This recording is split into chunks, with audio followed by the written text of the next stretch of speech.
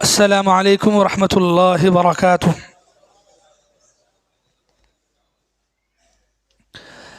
بسم اللہ والحمد للہ والصلاة والسلام علی رسول اللہ، اما بعد، اعوذ باللہ من الشیطان الرجیم، بسم اللہ الرحمن الرحیم۔ وَإِن يَرَوْا آيَةً يُعْرِضُوا وَيَقُولُوا سِحْرٌ مُسْتَمِرٌ وَكَذَّبُوا وَاتَّبَعُوا أَهْوَاءَهُمْ وَكُلُّ أَمْرٍ مُسْتَقِرٌ۔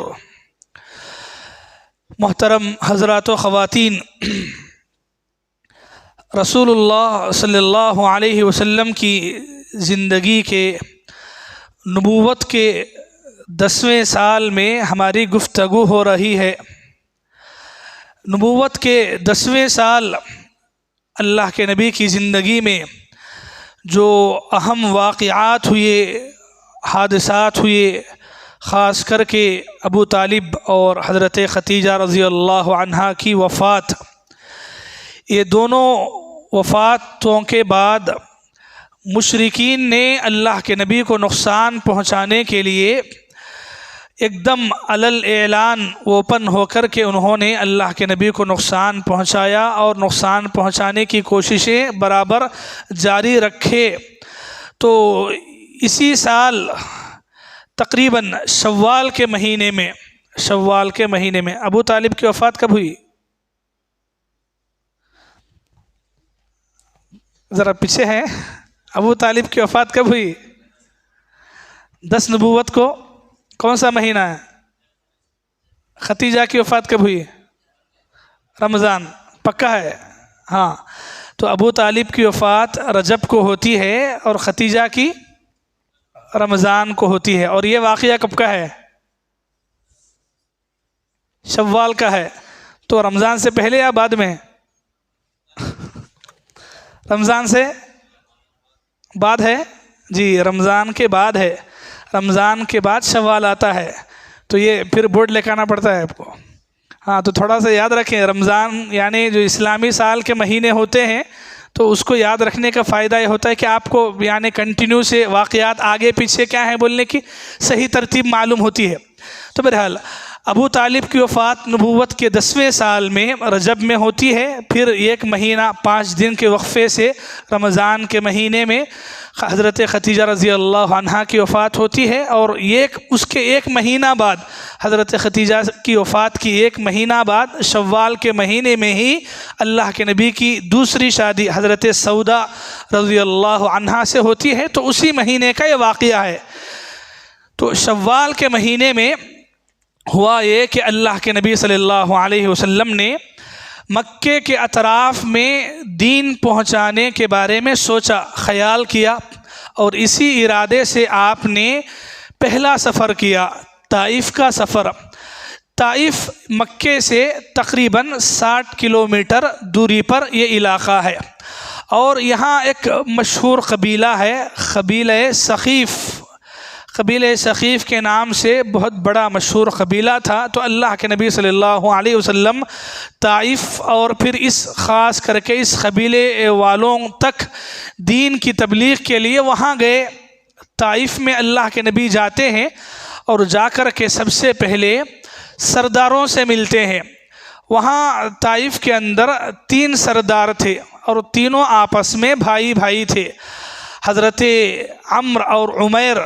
تو یہ یعنی بعد میں جو ہے یہ جو 3 بھائی ہیں ایک ساتھ، عبدیہ لیل ایک کا نام ہے، دوسرے کا نام عمرو ہے، تیسرے کا نام حبیب ہے۔ تو یہ 3 بھائی قبیلے بنو ثقیف کے سردار تھے، بڑے تھے۔ اللہ کے نبی پہلے ان کے پاس پہنچتے ہیں اور ان کو اللہ کی طرف بلاتے ہیں، اپنے نبی اور رسول ہونے کی بات بھی ان کے سامنے رکھتے ہیں، اور ان سے کہتے ہیں کہ تم ایمان لے کر آؤ تو تمہارے جو یعنی اور قبیلے کے جو دوسرے افراد ہیں ان کے لیے بھی آسانی ہوگی۔ تو یہ جو قبیلے بنو ثقیف کے 3 سردار تھے وہ تو مسلمان نہیں ہوئے، ایمان نہیں لائے، بلکہ انہوں نے الٹا اللہ کے نبی صلی اللہ علیہ وسلم کو کچھ زبان درازی کی باتیں کی اللہ کے نبی صلی اللہ علیہ وسلم کے سامنے، تو اللہ کے نبی کیا کیے، ان کو چھوڑ دیے اور دوسرے جو سرداران ہیں یا دوسرے جو اور بڑے لوگ ہیں اللہ کے نبی صلی اللہ علیہ وسلم ان تک پہنچتے ہیں۔ قبیلے بنو ثقیف یہ ایک دم الگ قبیلہ ہے۔ یہ قبیلے کے بارے میں جب آپ پڑھتے ہیں تو معلوم ہوتا ہے کہ یہ قبیلہ مسلمان تو نہیں ہوا، وہ الگ بات تھی، لیکن مسلمان نہیں ہونے کے علاوہ اس نے اللہ کے نبی کو نقصان پہنچانے کے لیے کیا کیا، جو اس طائف کے جو اوباش شریر قسم کے جو بچے ہوتے ہیں، دیوانے ٹائپ کے جو لوگ ہوتے ہیں، تو ایسے شریروں کو کیا ہے ان کے ہاتھوں میں پتھریں دے کر جو ہے ان کو اللہ کے نبی کے پیچھے لگا دیا۔ تو ماحول ایسا ہوا کہ اللہ کے نبی صلی اللہ علیہ وسلم کو یہ لوگ جو ہے گالیاں بکتے اور آپ پر جو ہے پتھریں برساتے۔ تو اللہ کے نبی صلی اللہ علیہ وسلم یہاں رہ کر تقریباً 10 دن کوشش کیے۔ طائف میں اللہ کے نبی 10 دن تک تھے اور 10 دن برابر جو ہے یہی ایک کے پاس سے نکل کے دوسرے کے پاس پہنچنا، ملاقات کرنا، ان تک دین پہنچانا، تو ایسا تو 10 دن اللہ کے نبی صلی اللہ علیہ وسلم کام کیے، لیکن اس کے باوجود جو ہے ایک بھی مسلمان نہیں ہوا، بلکہ الٹا انہوں نے اپنے شریروں کو اللہ کے نبی پر مسلط کیا۔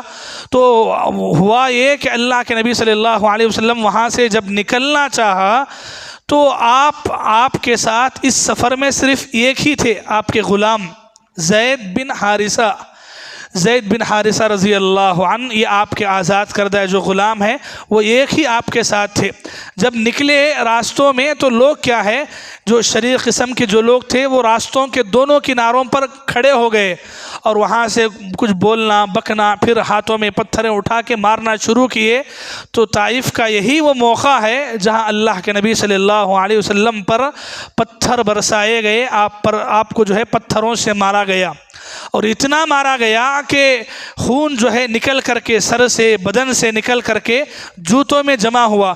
تو اللہ کے نبی صلی اللہ علیہ وسلم کچھ بچتے بچاتے طائف چھوڑے، اور چھوڑ کر کے 3 کلومیٹر کے بعد جو ہے طائف کے بعد ایک باغیچہ لگتا ہے، ایک باغیچہ، 2 بھائیوں کا وہ باغیچہ تھا۔ تو اللہ کے نبی صلی اللہ علیہ وسلم وہ باغیچے میں اپنے آپ کو پناہ میں آنے کے، اپنے آپ کو بطور حفاظت بچانے کے لیے وہ باغیچے میں داخل ہو گئے، اور لوگوں نے بھی تقریباً پیچھا کیا، اور پھر جیسے ہی باغ میں داخل ہوئے تو لوگ وہاں سے واپس نکل گئے۔ اللہ کے نبی صلی اللہ علیہ وسلم باغیچے میں تھوڑی دیر بیٹھتے ہیں، اور باغیچے میں بیٹھ کر کے یہ جو کچھ ہوا اس پر اللہ کے نبی صلی اللہ علیہ وسلم کی زبان سے کچھ دل کے درد کے طور پر ایک دعا نکلتی ہے۔ اللہ کے نبی صلی اللہ علیہ وسلم کی یہ دعا بہت اہم دعا ہے، جو یعنی اللہ کے نبی صلی اللہ علیہ وسلم نے اپنی جو حالت تھی، حالت زار جسے کہتے ہیں، کہ ایسی حالت کہ جس میں ایک اللہ کی طرف آپ بلا رہے ہیں اور پھر دنیا والے آپ کے ساتھ ایسا سلوک کر رہے ہیں، بہت درد ہوا، بہت تکلیف ہوئی۔ تو اللہ کے نبی صلی اللہ علیہ وسلم اس وقت جو ہے دعا مانگتے ہوئے اللہ سے کہتے ہیں، اللہم اشکو الیک ضعف قوتی، اے اللہ میں اپنی کمزوری کا شکوہ تجھ سے میں اتنا کمزور ہوں کہ لوگ جو ہے مجھے دبا رہے ہیں، مجھے مارنے کی کوشش کی جا رہی ہے، وقلت حیلتی، اور میری کوششوں بہت کم ہو رہی ہیں، وہوانی علی الناس، اور لوگ مجھ پر غالب آ رہے ہیں۔ اللہ تعالیٰ سے دعا مانگتے ہوئے کہتے ہیں، انت رب المستضعفین، اے اللہ تو کمزوروں کا رب ہے، وانت ربی، اور تو میرا بھی رب ہے، الی من تکلنی، تو آخر یہ مجھے کس کے حوالے کر رہا ہے، الی بعید یتجہمنی او الی عدو ملکتہ امری، ایک لمبی دعا ہے تقریباً 8-9 لائن پر مشتمل۔ تو یہ اللہ کے نبی صلی اللہ علیہ وسلم گویا اللہ تبارک و تعالیٰ سے مدد کی اور پھر نصرت کی، اور اللہ تعالیٰ کی ذات سے جو کچھ ہو رہا ہے اس کے بارے میں اللہ تعالیٰ کے سامنے اپنے دل کا درد رکھتے ہیں۔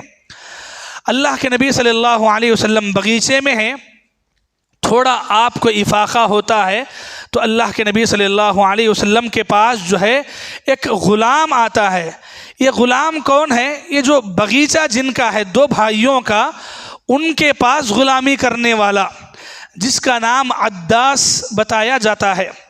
تو یہ غلام کو جو ہے یہی 2 بھائیوں نے بھیجا کھجوریں دے کر کے ان کو رحم آیا، یعنی کہ اللہ کے نبی کی جو حالت تھی، اگرچہ کہ مسلمان نہیں ہوئے دو بھائی، لیکن وہ جو حالت تھی تو اس پر کافروں کو بھی رحم آیا، تو انہوں نے اپنے غلام کو کچھ کھجوریں دے کر کے بھیجی اور کہا کہ جاؤ جا کے کھجوریں دے دو۔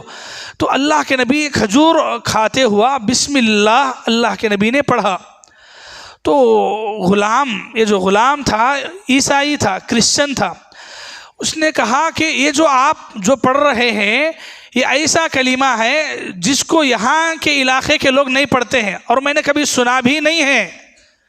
تو اللہ کے نبی صلی اللہ علیہ وسلم پوچھتے ہیں کہ تم کس علاقے کے ہو، تم کہاں سے ہو؟ تو انہوں نے کہا، اس غلام نے کہا کہ میں موصل سے ہوں۔ موصل عراق کا ایک شہر ہے۔ تو اللہ کے نبی صلی اللہ علیہ وسلم جب پوچھتے ہیں کہ تم کہاں کے ہو، وہ کہتا ہے کہ میں موصل کا ہوں، تو یہ اللہ کے نبی کہتے ہیں کہ ہاں وہ موصل ہے جہاں یونس علیہ السلام کو نبی بنا کر کے بھیجا گیا۔ حضرت یونس علیہ السلام نبی بنا کر کے اسی علاقے میں بھیجے جاتے ہیں۔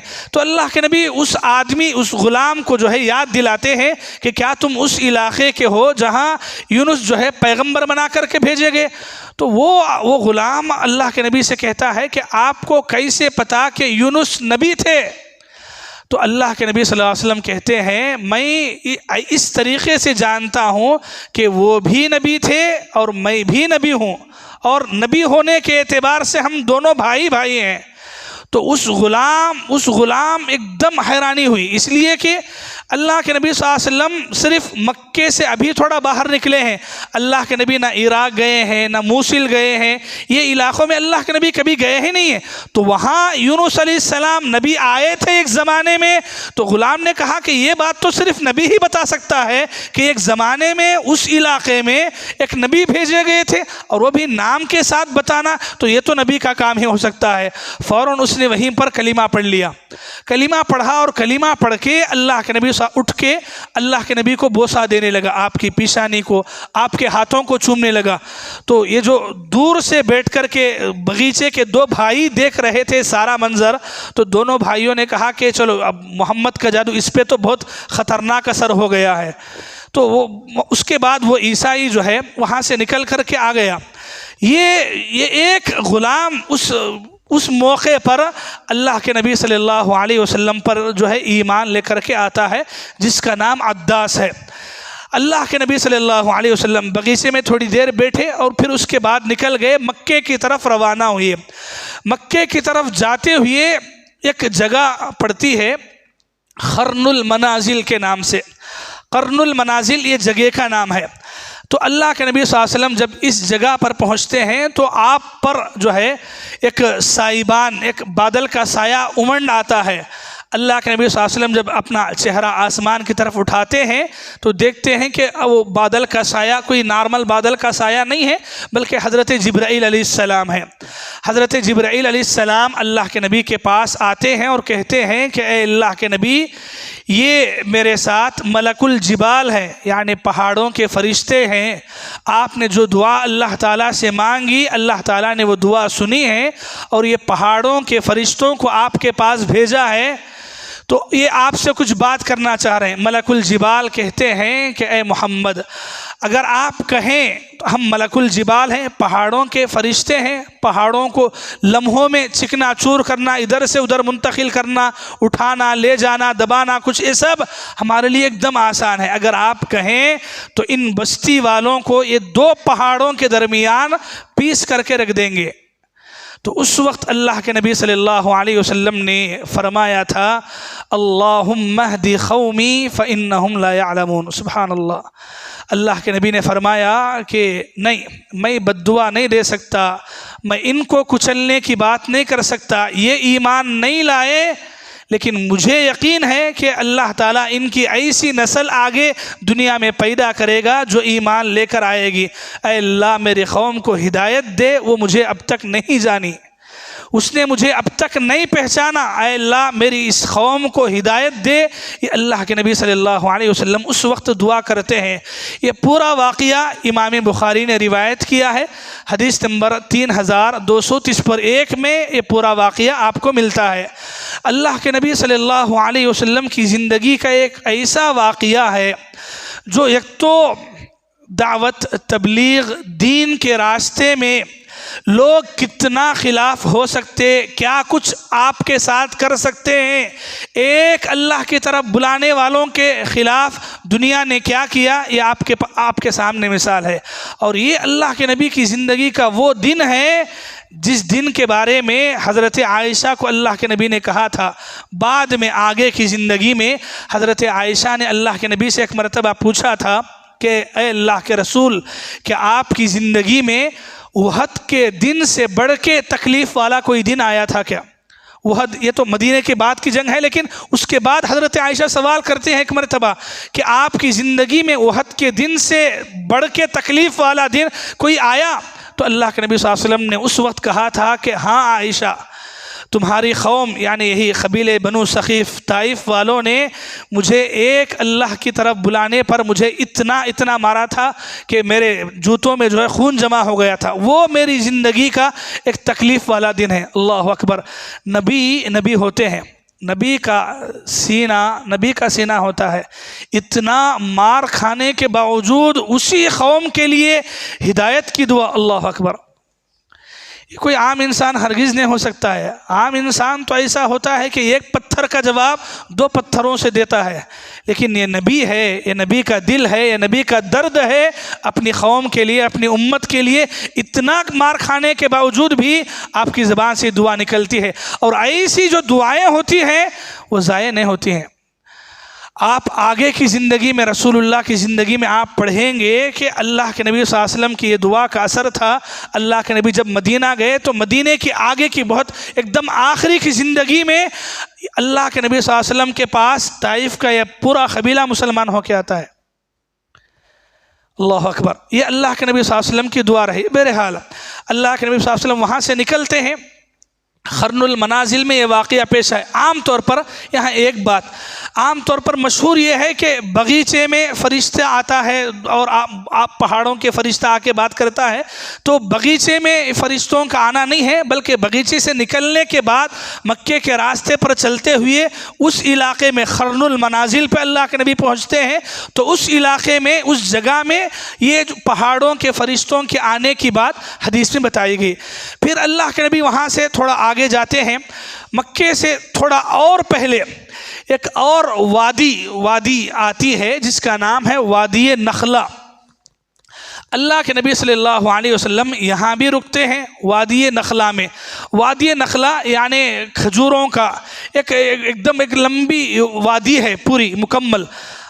اللہ کے نبی صلی اللہ علیہ وسلم وہاں رکتے ہیں، تو وہاں پر اللہ کے نبی صلی اللہ علیہ وسلم فجر کی نماز پڑھ رہے ہوتے ہیں، تو فجر کی نماز پڑھتے ہوئے اللہ کے نبی صلی اللہ علیہ وسلم کو جنات کی ایک جماعت نے سنا، اور جنات کی ایک جماعت اللہ کے نبی کے قریب آتی ہے، اور جو تلاوت قرآن مجید کی نماز میں ہو رہی ہے اس تلاوت کو سنتے ہیں، اور سن کر کے اللہ کے نبی پر ایمان بھی لے کر کے آتے ہیں۔ اسی واقعے کو قرآن نے بیان کیا 70 پر 2 میں سورہ میں، قل اے نبی آپ کہہ دیجئے اوحی الیہ، میری طرف یہ وحی کی جا رہی ہے، انہ استمع نفر من الجن، کہ جنات کی ایک جماعت نے قرآن سنا تو صرف سنا نہیں، آگے کی بات ہے، فقالوا، انہوں نے جنات نے کہا، انا سمعنا قرآنا عجبا، ہم نے ایک ایسا کلام سنا ہے جو کہ عجیب و غریب ہے، لیکن اتنی بات ہے یہدی الی الرشد، وہ نیکی کی طرف وہ قرآن بلا رہا ہے، فآمنا بہ، ہم اس پر ایمان لے کر کے آتے ہیں، ایسا ایمان لے کر آتے ہیں، ولن نشرک بربنا احدا، ہم اپنے رب کے ساتھ کسی کو شرک نہیں کریں گے، کسی کے ساتھ بھی ایسا معاملہ ہم رب کے برابر کا نہیں کریں گے۔ اللہ اکبر۔ تو یہ جنات کی ایک جماعت جو ہے اس موقع پر اللہ کے نبی صلی اللہ علیہ وسلم جب وادی نخلا میں فجر کی نماز پڑھ رہے ہیں تو اللہ کے نبی صلی اللہ علیہ وسلم کی تلاوت قرآن کو سنتے ہیں اور آپ پر ایمان لے آتے ہیں۔ قرآن مجید میں 70 پر 2 میں سورہ میں، اور پھر سورہ احقاف میں 25ویں پارے میں بھی اللہ تبارک و تعالیٰ نے اس واقعے کو بیان کیا۔ تو معلوم ہوا کہ اللہ کے نبی صلی اللہ علیہ وسلم کی زندگی میں یہ واقعہ بھی پیش آیا کہ جنات نے آپ کی زبان سے قرآن سن کر کے ایمان لایا، اور اس کے بعد اپنی قوم کی طرف جا کر کے گئے تو تب بھی انہوں نے اپنی قوم والوں کو ڈرایا، یعنی ایک اللہ کی طرف بلا کر کے دعوت و تبلیغ کا کام جنات نے بھی کیا، جس کا ذکر قرآن کے یہ دو الگ الگ صورتوں میں قرآن کے دو الگ الگ صورتوں میں کیا گیا ہے۔ ہاں، اس کے بعد بھی کئی ایک مرتبہ اللہ کے نبی سے اس بات کا ثبوت ملتا ہے کہ اللہ کے نبی ان کو نصیحت کے لیے وقتاً فوقتاً جایا کرتے تھے۔ خاص کر کے ایک صحابی ہیں حضرت عبداللہ بن مسعود رضی اللہ عنہ، وہ کہتے ہیں کہ اللہ کے نبی صلی اللہ علیہ وسلم کو میں نے دیکھا کہ ایک مرتبہ اللہ کے نبی ایک دم فجر کے وقت میں، یعنی تہجد کا وقت ختم ہو رہا ہے، فجر کے قریب میں اللہ کے نبی مکے میں داخل ہو رہے ہیں باہر سے، تو جب انہوں نے اللہ کے نبی سے پوچھا تھا کہ اللہ کے نبی اتنی رات کہاں نکل گئے تھے، تو اللہ کے نبی صلی اللہ علیہ وسلم نے اس وقت کہا تھا کہ تمہارے بھائی یعنی جنات کو نصیحت کے لیے میں باہر گیا ہوا تھا۔ تو اس کے بعد کئی ایک مرتبہ اللہ کے نبی صلی اللہ علیہ وسلم ان کے درمیان جاتے تھے، دعوت و تبلیغ کا کام کرتے تھے، نصیحت کرتے تھے۔ تو یہ کس وجہ سے تھا؟ یہ اس وجہ سے کہ آپ صرف انسانوں کی طرف رسول بنا کر کے نہیں بھیجے گئے، جنات کی طرف بھی آپ نبی اور رسول بنا کر کے بھیجے گئے۔ اللہ اکبر۔ میرے بھائیوں، ماؤں اور بہنوں، یہاں اگر ہم تھوڑا اللہ کے نبی کی زندگی کو ایک اور مرتبہ سمجھتے ہیں تو پتہ چلتا ہے کہ اللہ تبارک و تعالیٰ کی طرف سے یہ جو واقعات ہوئے، یہ اللہ کے نبی کی تکلیف کو بہت کم کیا۔ جو طائف میں آپ کو جو غم ملا، جو مار ملے، اور وہ جو درد لے کر کے اللہ کے نبی طائف چھوڑا، تو مکہ پہنچنے سے پہلے اللہ تبارک و تعالیٰ نے دو معجزات اللہ کے نبی کے سامنے دکھائے۔ یہی ایک ملک الجبال، فرشتوں کا آنا اور فرشتوں کا یہ بولنا کہ اے اللہ کے نبی آپ کو اتنا درد ہوا ہے، تکلیف ہوا ہے تو ہم برداشت نہیں کر سکتے، آپ بس ہاں کہیں ہم ان کو کچل کے رکھ دیں گے۔ تو اللہ کے نبی صلی اللہ علیہ وسلم کی جو دعا تھی، اور دعا کے بعد فوراً پہاڑوں کے فرشتوں کا آنا، یہ اللہ کے نبی کو لیے بہت بڑی ہمت تھی کہ میرا ساتھ میرا اللہ ہے۔ میں جب تکلیف میں ہوتا ہوں، غم میں ہوتا ہوں، اور اللہ سے اپنے دل کا درد سناتا ہوں، تو اللہ میری مدد کرے گا۔ کیسے کرے گا؟ کہ وہ ایسے کرے گا کہ فرشتوں کو اللہ نازل کر کے میری مدد کے لیے اللہ تعالیٰ فرشتوں کو نازل کرے گا۔ یہ ایک واقعہ۔ اور دوسرا واقعہ جنات کا واقعہ، اللہ تبارک و تعالیٰ نے اس واقعے کے ذریعے سے بھی نبی کو ایسی تسلی دی، اور یہ پیغام تھا کہ اے نبی، آپ کو اگرچہ کہ طائف کے انسانوں نے ٹھکرایا ہے، انسانوں نے آپ کو مارا ہے، دکھ پہنچایا ہے، لیکن جنات کی اتنی بڑی جماعت آپ کے پیچھے قرآن سنتی بھی ہے، ایمان لاتی بھی ہے، اور دعوت و تبلیغ کا کام اپنی قوم میں جا کر کے کرتی ہے۔ تو ایک انسان مخلوق اگر ایمان نہیں لایا تو آپ غم نہ کریں، جنات کی مخلوق آپ پر ایمان لانے کے لیے تیار ہے، اور جنات کے ایمان کے ذریعے سے اللہ کے نبی صلی اللہ علیہ وسلم کو باقاعدہ تسلی دی گئی۔ اور یہ بہت بڑی بات تھی، اللہ کے نبی صلی اللہ علیہ وسلم کا دکھ درد بہت حد تک کم ہوا، اور اللہ کے نبی اپنے آپ کو تیار کیے مکے میں جانے کے لیے۔ کیوں؟ اگر اللہ کے نبی اسی حالت میں طائف سے نکل کر کے سیدھا مکہ چلے جاتے تو مکے والے کبھی نہیں بخشتے، بولتے کہ یہیں اتنی حالت تھی تو طائف گئے، جا کے یہ حال کر کے آ گئے، بہت تانے دیتے۔ تو اللہ کے نبی صلی اللہ علیہ وسلم یہ جو درمیان کا وقفہ ہے، اور پھر اتنا ایمان لانا، یہ جو دو معجزات تھے، اللہ کے نبی صلی اللہ علیہ وسلم کے دل کو بہت قرار ملا، آپ کو سکون ملا، ایک ہمت بڑھی کہ اللہ تعالیٰ، میں اکیلا نہیں ہوں، اللہ کی مدد میرے ساتھ ہے، اللہ تبارک و تعالیٰ کبھی مجھے اکیلا نہیں چھوڑیں گے۔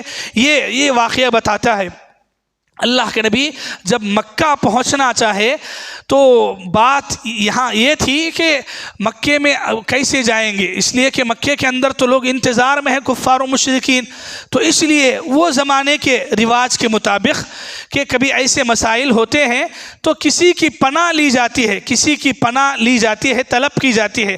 تو اللہ کے نبی صلی اللہ علیہ وسلم مکے سے باہر رک کر کے اپنے غلام کو بھیجتے ہیں اور کسی کے لیے پناہ کی بات کرتے ہیں، ایک دو کافروں کے سامنے بات رکھتے ہیں تو ٹھکراتے ہیں۔ بعد میں ایک کافر جن کا نام کل کے درس میں آیا، مطعم بن عدی، یہ مطعم بن عدی اللہ کے نبی صلی اللہ علیہ وسلم اس سے درخواست کراتے ہیں کہ تم اگر پناہ میں رکھ سکتے ہو تو رکھو، میں تمہاری پناہ میں مکے میں داخل ہوں گا۔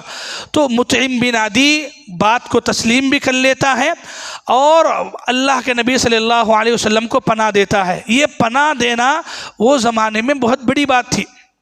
اگر کوئی کافر بھی کسی مسلمان کو یہ کہا کہ یہ میری پناہ میں ہے تو غیر اس کو ہاتھ لگانے سے ڈرتا تھا، اور یہ مطعم بن عدی مکے کے اہم سرداروں میں سے ہے، تو اس نے اللہ کے نبی کو پناہ دی، اور پناہ بھی دی تو کیسی دی؟ اللہ کے نبی صلی اللہ علیہ وسلم مکے میں داخل ہوئے تو یہ اپنے بیٹوں کے ساتھ، اپنے بیٹوں کو لے کر کے، تلواریں لے کر کے اللہ کے نبی صلی اللہ علیہ وسلم کے ساتھ، جیسے باڈی گارڈ وغیرہ آتے ہیں تو ویسا اللہ کے نبی کے ساتھ اللہ کے نبی کو مکے میں لاتے ہیں۔ اللہ کے نبی سیدھا کعبۃ اللہ جانے کی خواہش کرتے ہیں، کعبۃ اللہ میں جاتے ہیں اور نماز بھی ادا کرتے ہیں۔ ابو جہل اس موقع پر آتا ہے، آ کر کے جب اسے پتہ چلتا ہے کہ مطعم بن عدی کی پناہ میں اللہ کے نبی مکے میں داخل ہوئے ہیں تو فوراً بھاگتا بھاگتا مطعم بن عدی کے پاس آتا ہے، آ کر کے پوچھتا ہے کہ مطعم بن عدی تم پناہ کس لیے دیے ہو؟ کیا پناہ بس ایسے ہی پناہ دینے کی غرض سے دیے ہو یا تم بھی کچھ مسلمان ہونے کا ارادہ رکھتے ہو؟ مسلمان ہو گئے ہو کیا اسی لیے پناہ دے رہے ہو، یا نہیں بس پناہ دینا مقصد ہے؟ تو مطعم بن عدی نے کہا کہ نہیں، میں تو مسلمان نہیں ہوا ہوں، بس پناہ دیا ہوں۔ وہ مسلمان نہیں بھی تھے اس وقت، تو انہوں نے کہا کہ میں مسلمان نہیں ہوا ہوں، میں نے بس پناہ دی ہے۔ تو ابو جہل نے کہا کہ اچھا ویسا پناہ دی ہے، تو پھر نکل گئے۔ یعنی اس کا یہ ڈر تھا کہ کہاں مطعم بن عدی مسلمان ہو جائیں گے، اس لیے کہ مکے کے اہم سرداروں میں سے ہے، بڑے بڑے لوگوں میں سے ہے۔ لیکن اللہ کے نبی صلی اللہ علیہ وسلم مکے میں داخل ہوئے تو اور کعبۃ اللہ میں آ کر نماز پڑھے، تو اس موقع پر بھی لوگوں نے آپ کو کچھ نقصان نہیں پہنچایا، محض اس وجہ سے کہ مطعم بن عدی جیسا مکے کا ایک بڑا آدمی نبی کو پناہ میں دیتا ہے۔ یہ اللہ کے نبی پر اس کا ایک احسان تھا۔ اللہ کے نبی صلی اللہ علیہ وسلم احسان شناس تھے، احسان لوگوں کا یاد رکھتے اور موقع آتا تو بدلا بھی دیتے۔ کئی واقعات اللہ کے نبی کی زندگی میں ہیں۔ اسی مطعم بن عدی کے بارے میں اللہ کے نبی اپنی زندگی میں جب جنگ بدر کا موقع آیا، جنگ بدر میں کافروں کے 70 قیدی مسلمانوں کے پاس قیدی غلام بن کر کے تھے، تو اللہ کے نبی اس وقت یہ احسان یاد دلاتے ہوئے کہتے ہیں لو کان مطعم حیا ثم نقل من هؤلاء العلماء، کہا کہ اللہ کے نبی صلی اللہ علیہ وسلم نے اگر مطعم بن عدی زندہ ہوتے اور یہ قیدیوں کے بارے میں، یہ جو غلام ہیں 70 غلاموں کے بارے میں کچھ بھی بات کرنے کے لیے، ان کو چھڑانے کے لیے آ کے ایک بھی بات رکھتے تو ان سب کو میں چھوڑ دیتا۔ تو یہ اللہ کے نبی صلی اللہ علیہ وسلم نے احسان کے بارے میں، ان کے بارے میں کہا۔ آگے کی زندگی میں اور بھی باتیں پڑھیں گے آپ۔ تو بہرحال یہاں تک یہ بات رہی اللہ کے نبی صلی اللہ علیہ وسلم کی زندگی کا، یہ جو طائف کا سفر ہے، اور طائف کے سفر، طائف سے لے کر کے نکل کے آنا، پھر بغیچہ، پھر وادی نخلہ، اور پھر مکہ پہنچنے تک اللہ کے نبی صلی اللہ علیہ وسلم کی زندگی میں یہ واقعہ رونما ہوا، اور اللہ کے نبی صلی اللہ علیہ وسلم 10 نبوت کے 10ویں سال جو ہے مکے سے باہر نکل کر کے پھر اس طریقے سے مکے میں آپ داخل بھی ہوتے ہیں۔